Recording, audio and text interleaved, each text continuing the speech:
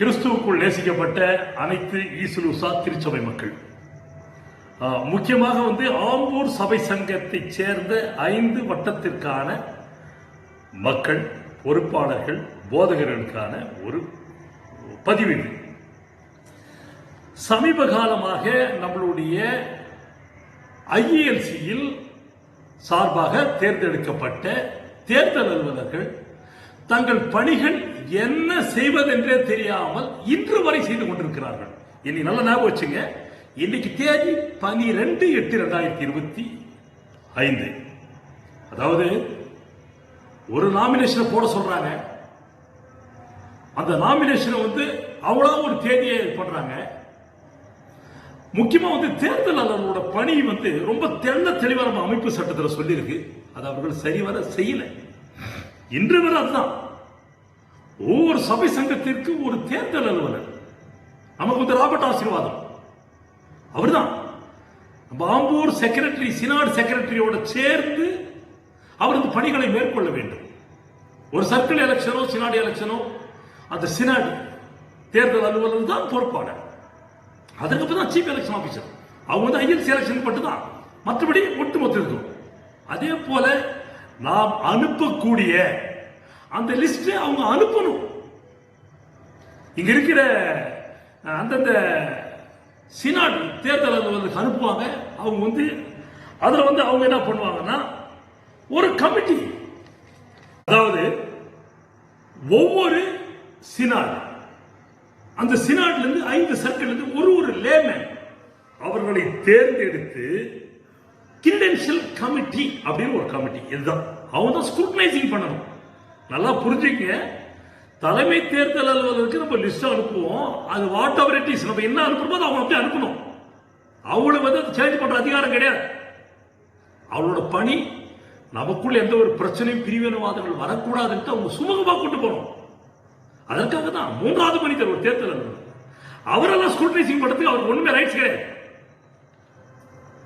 அவர் அந்த கிரெடென்ஷியல் கமிட்டிக்கு அனுப்பினார்னா இங்க இருக்கிற ஒரு சர்க்கிள் சார்பா, அதாவது நம்ம சர்க்கிள் ஜெயக்குமார் சாரு, இவர் ரத்னா அண்ணன், இது மாதிரி எல்லாம் ஒரு 5 பேர் ஒரு சர்க்கிள் இருந்தாங்க.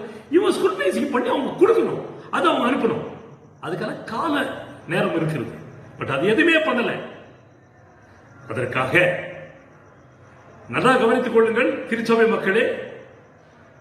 நம்முடைய மனுக்கள், நம்முடைய திருச்சபையிலிருந்து அனுப்பப்பட்ட விஷயங்கள், ரிவைஸ்ல சேர்த்தல், நீக்கல், புகார், விடுபட்டது அனைத்திற்கும் ஒவ்வொரு சபை சங்கத்தில் ஒரு டீம் பணி பண்ணிட்டு இருக்கிறாங்க.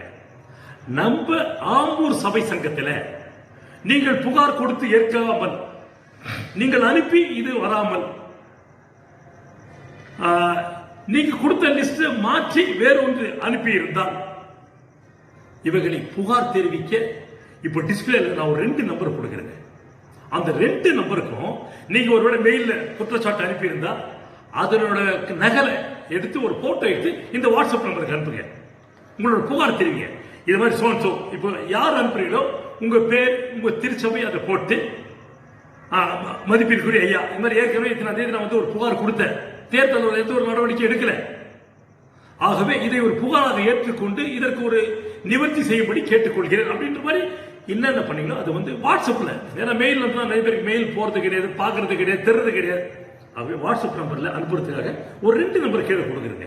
ஒரு பாரி நம்பர் இருக்கும், அதை சேவ் பண்ணிக்க. இன்னொரு லோக்கல் நம்பர் இருக்கும், அதையும் சேவ் பண்ணிக்க. ஏதோ எக்ஸ் புகார் 1 புகார் 2 சேவ் பண்ணிட்டு அந்த நம்பருக்கு அனுப்புங்க. ஒரு எல்லோருக்கும் ஒரு நல்ல ஒரு தீர்ப்பு கிடைக்கும் விதத்தில் இந்த தேர்தல் அலுவலர்களுடைய பிரச்சனைகள் ஒருதலை பட்சம் இல்லாமல், அவர்கள் தேர்தல் அலுவலர்களாக செயல்படாமல் ஏதோ ஒரு சார்ந்த ஒரு பணி செய்து கொண்டதனால் இந்த புகார் ஏற்பாடு பண்ணியிருக்கிறோம். ஏன்னா இன்னைக்கு 12/8, ஏன்னா நேற்று நைட்டு ஒரு லெட்டர் அனுப்புறாரு. 12/8 நாங்க இது அனுப்புறோம், இது ரிசர்வ் கேண்டிடேட்டுக்கு, அதாவது எல்லாமே அந்த 11th hour கடைசி நேரத்தில். இதெல்லாம் தேர்தல் அலுவலரோட பணி கிடையாது. லாஸ்ட் மினிட்ல நாளைக்கு வச்சுங்க, நாளைக்கு வச்சுங்க, அப்படினால மிகப்பெரிய தப்பு இதெல்லாம்.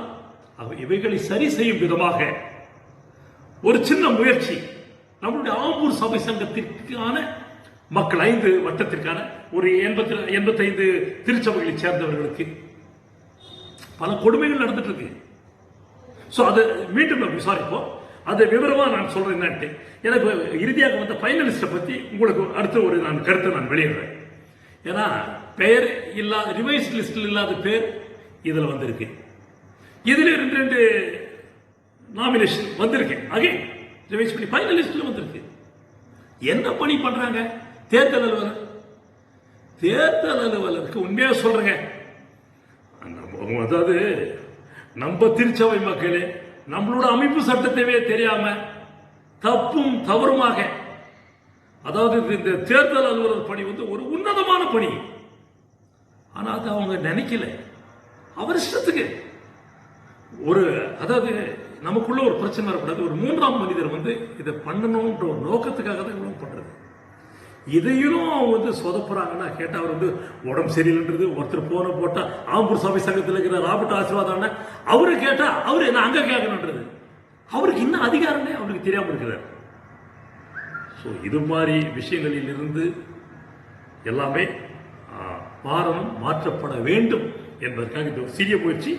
திருச்சபை மக்கள் அனைவரின் நலனுக்காக மீரா டைம் சுதாகுமார் ஆம்பூரில் இருந்து இந்த பதிவானது 12/8/2025 சரியாக இரவு ஒரு 9:30 மணியோடு பதிவிடுகிறேன். நன்றி திருச்சபை மக்களே.